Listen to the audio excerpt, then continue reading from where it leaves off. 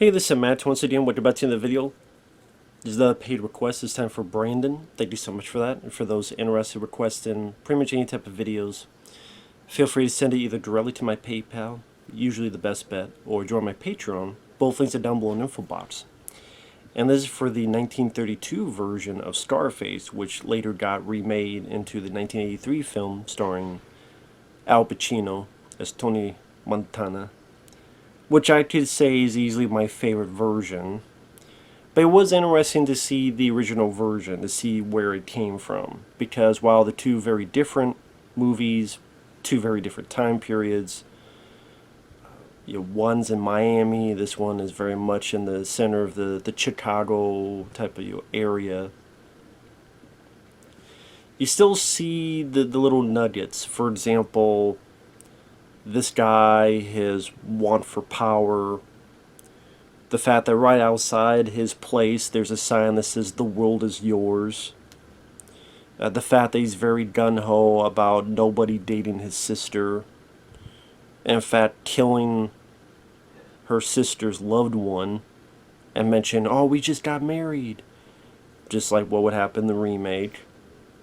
The ending where things don't work out well for your main guy.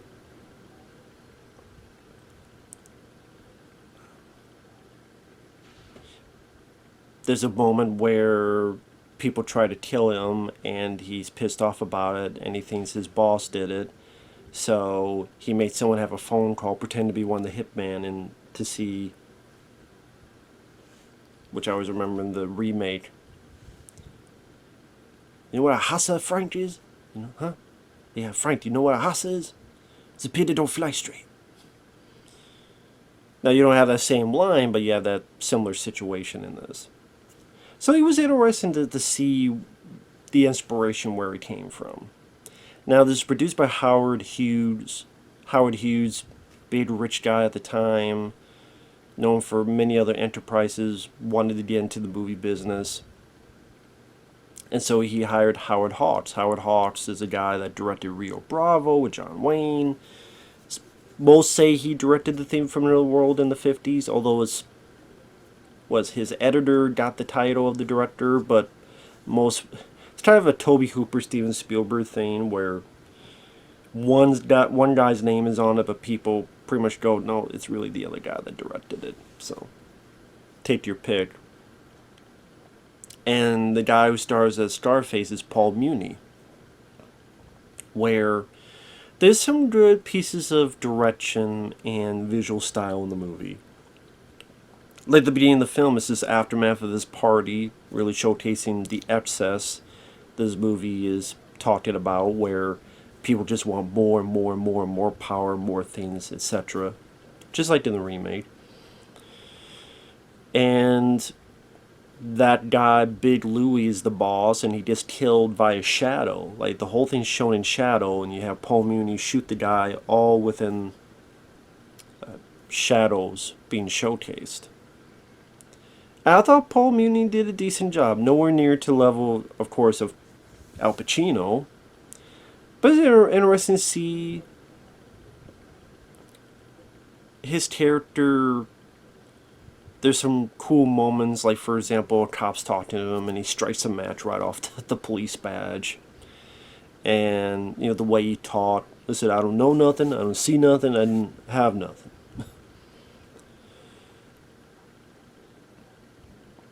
Also, or his new boss, Johnny Lovo, has this girl named Poppy, who you get the idea she was a hooker. And Scarface is kind of warming her up, and she's like, "Oh, where did you get that star?" "Oh, that's old business. You get used to that." And I will say one thing. I thought the bit between Scarface and the girl he falls in love with, I thought it actually worked a bit better here than the remake. I don't mind Michelle Pfeiffer, but I never, ever, ever got the idea that Michelle Pfeiffer ever gave a shit about Tony Montana. I just never. It felt like the entire time, as much as I love that film and I love Scarface, it did feel like Michelle Pfeiffer's character just never gave a shit about Tony. You can say that was a purpose because she only cared about the money, but there's just never any switch of her at all being a bit more soft to Tony. Here, you kind of do see that she does start to like this guy, and I know you say it's all about the money, but to me, there's a lot of people with money. There has to be a little bit more to it, and at least a smidgen. At least for me to make it a bit more interesting, and I thought this had that, so it's nice to see that. And I guess at the time it was a bit more violent than people thought, and that's why, because the movie was about gangsters, because this guy has a pretty decent body count, as much as you can show in 1932, that, you know, while there were people saying, yeah, it's a great movie, but there were other people just being completely pissed off and wanting to condemn the film and wanting to take the film out of circulation. And I think even Howard Hughes at one point took it out of circulation, and I want to say it wasn't until maybe the 70s, or it wasn't until like Howard Hughes died and they found it in his vault and they put it back into circulation. Now, I would say the film, it goes at a decent enough pace, like there's no time to breathe, and it's kind of it's a good and a bad thing. Because it's definitely a lot shorter than the 1983 film. But the 1983 Scarface is one of those films that, yeah, it's long, and there's always stuff you could cut out, but at the same time, I didn't mind too much the length because it just felt a bit more build-up of Tony Montana's character and who he is, and his friendship with his buddy, played by Stephen Bauer, and all that jazz. I really got the feeling of him rising up and all the success he's showcasing. Here, it felt like everything happened in 3 days. Maybe that wasn't the case, but it felt that way. And so I think it loses a little bit of heart. Because I do think the 80s Scarface has a little bit of heart to it. Like, as much as Tony Montana is doing bad things, I did, in a weird way, care about the character. And so by the end, when he realized what he's done was wrong, and he's like sitting in the chair and he's like, fuck. He's pissed at himself that he killed his buddy and all this other stuff. I still give a shit a little bit. Here by the end, I didn't give a shit if Paul Muni's character died or not. So that's what makes one of the things that makes the remake a little bit more interesting, at least to me.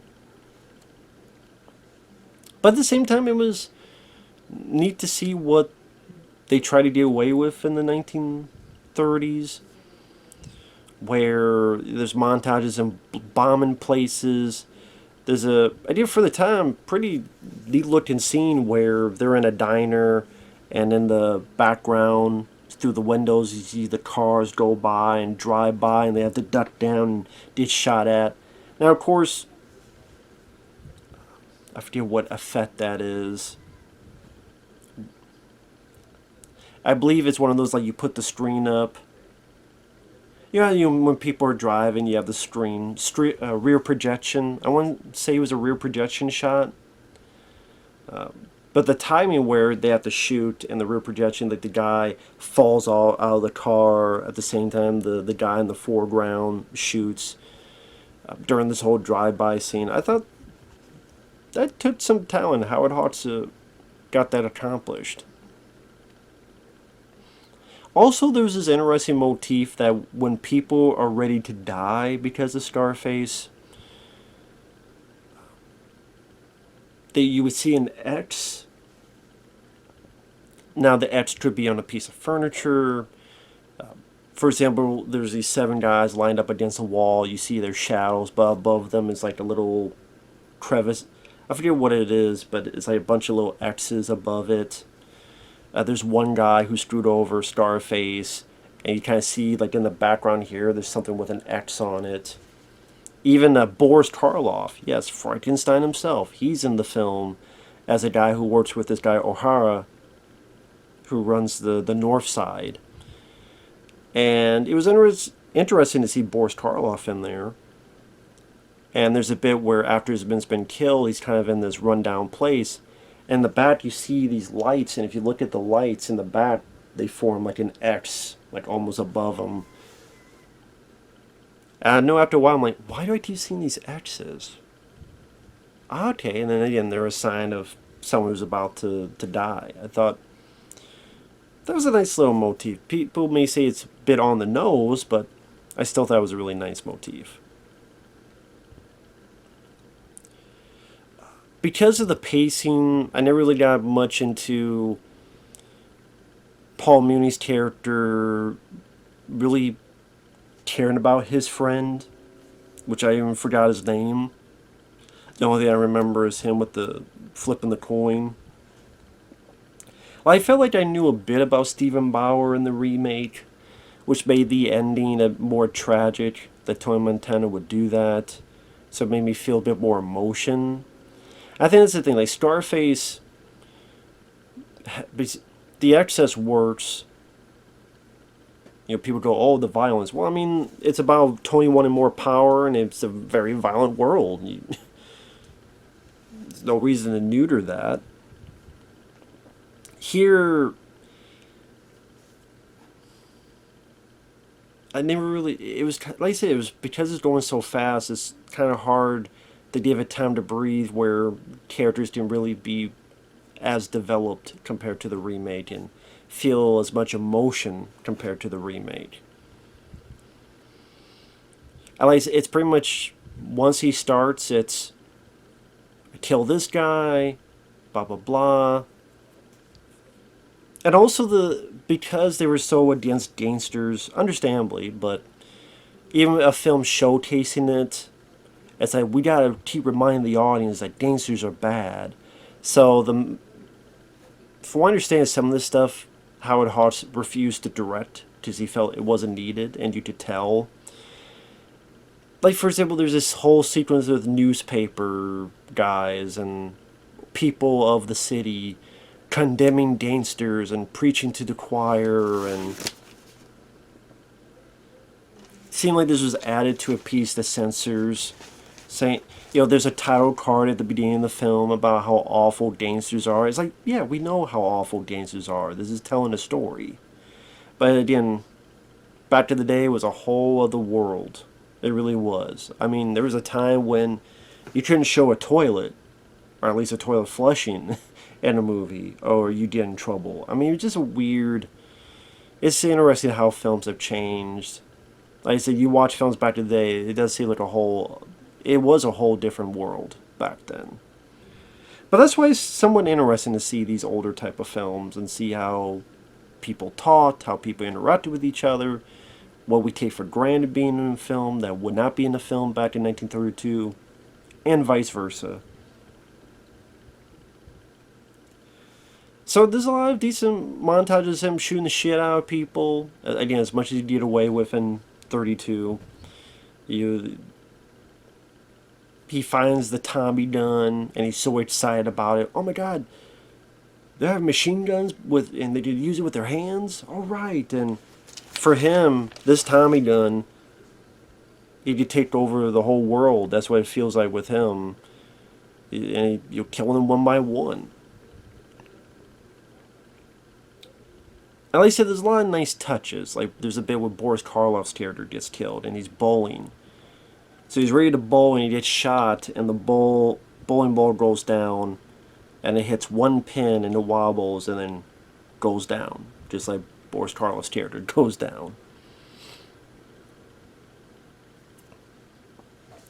So at the very least, it was never boring. It's a nice black and white showcase of mood and shadows and trying to work a way around of the censors to not get banned because of violence or such. Paul Muni, I think, does a good job in the film. Like I say, just for me, he would never be as memorable as Tony Montana, but yeah, I do wish that the the time it was made, the censors weren't such a buck up their ass, so they had to be forced to do some of this stupid, kind of just arbitrary scenes that weren't needed. Like I say, it was interesting to see kind of the skeleton of the film be as somewhat similar to what would be in the remake.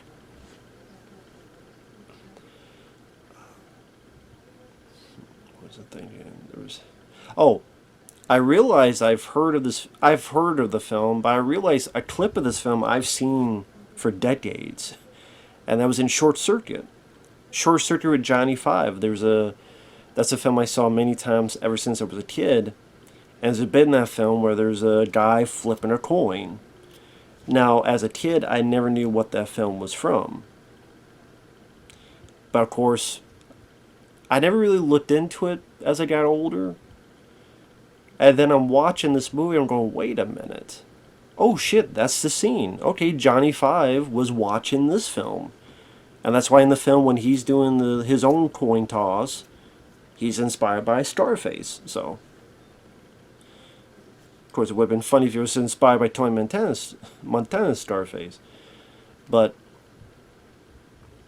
can you imagine that Johnny Five, like, did some machine gun, say hello to my little friend, just, boy, he can't shoot. Boy, he has a laser gun. Well, anyway. I actually like to see that movie. It'd be better than Chappie. Anyway, that's off tangent. But okay, that's where the thing with the coin toss. Okay, cool. Like, it's nice to know finally. I actually looked it up within 5 minutes, but it was a nice surprise. And the guy knows how to do it, but that's what I'm talking about is that there's not much else to know about that guy. Like, he pops every once in a while with our lead character. A couple times his sister wants to talk with him, but he's like, no, I don't want anything to do with you. But there's not a whole lot of development. There's not a whole lot of build-up. So the ending, when that happens, doesn't feel as effective. I will say it's interesting at the end, spoiler alert, that, like in the remake, she comes in, here the character's named Francesca, wanting to kill her brother, but unlike the remake, she actually knows that the cops are coming and starts helping the main character. And even knows, why didn't you shoot me? Because I'm you, you're me, it's always been us together. I don't know if this is trying to push more of the incest angle by doing that. Just so that the censors would go, see, look how awful these dancers are. They're even thinking in sexual thoughts. Because I never really thought, like some people assume that with the remake. But I never really thought that. It just felt like a guy who was overprotective of his sister, and then the drugs really fucked him up as well. I never really thought incest was a thing with the remake. It felt he was just so overprotective. Here, you get a little bit of that. I didn't just to show, see, these dancers are no good.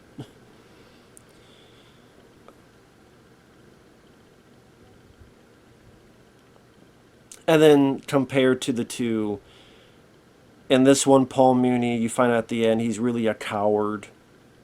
He's just a chicken shit. Because, like, she's dying, and he's like, no, I can't have you. I can't be alone. And she's like, you're afraid?